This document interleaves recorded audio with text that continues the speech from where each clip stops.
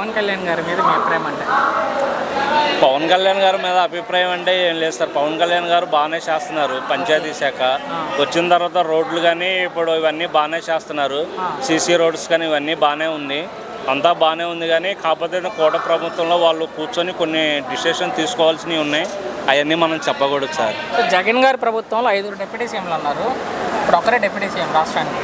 ఏంటి 5గురికి ఇద్దరికి ఏమన్నా తేడా గమనించారా?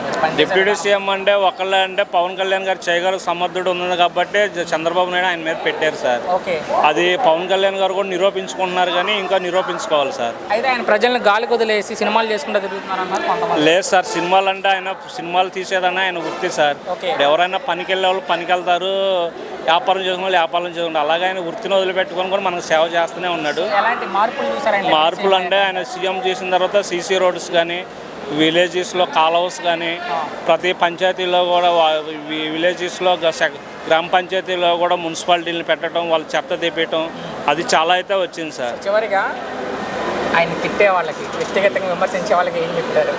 అవన్నీ చెప్పలేము సార్. అంటే ఫైనల్గా ఒక్క మాటలో మీ అభిప్రాయం ఏంటి పవన్ గారి మీద అంటే? నాకైతే వెళ్ళదని గుడ్ అనిపిస్తుంది సార్. చాలా థ్యాంక్స్.